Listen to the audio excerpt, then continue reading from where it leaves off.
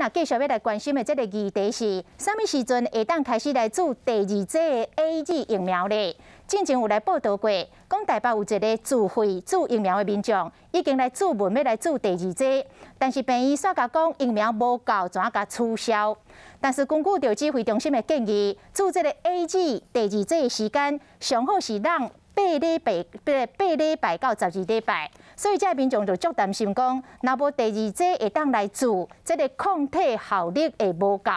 专家讲免担心哦，这个国际上的建议讲上久会当到16礼拜，就算较慢注咧，嘛是有抗体。啊，指挥中心讲上紧，这个月月底就会当来注第二剂。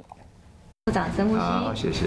今年3月22日，陈市长带头注 AZ 已经过3个月，什么时阵阁要注第二剂？我可能再等等吧。国内建议注第二剂 AZ 要过2到3个月，陈市长会使等，不过未就4月份自费注疫苗的人，煞拄到注第二剂注文防取消的状况，因的疫苗和抗体敢真正会使等？他不会在几个月的时间就突然失去免疫记忆，所以以学术上来讲，还有以我们过去那个疫苗的经验来讲，间隔时间稍微久一点，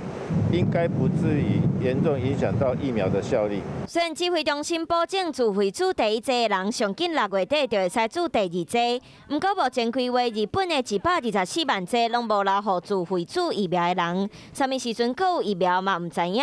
对注疫苗的时间超过4个月，因为国外无安尼状况，真歹评估保护力。因为注无疫苗，真侪人去注肺炎链球菌疫苗，虽然无法度避免新冠病毒，却会使减少胃着病毒引起重症的几率。不过，若是注肺炎链球菌疫苗和新冠疫苗敢有冲突？2种疫苗的话，以后出现不良反应，就不知道是哪一个疫苗所引起来的，可能对其他的蛋白疫苗产生压抑的作用。疾管署建议，已经注肺炎链球菌疫苗了后，过2礼拜才注新冠疫苗。已经注过4大人注新冠疫苗进前，一定要注意时间。即马嘛无新冠疫苗会使注，若是想要自费去注肺炎链球菌疫苗的人，因为即马嘛拢欠费，若是想要注着，可能嘛真困难。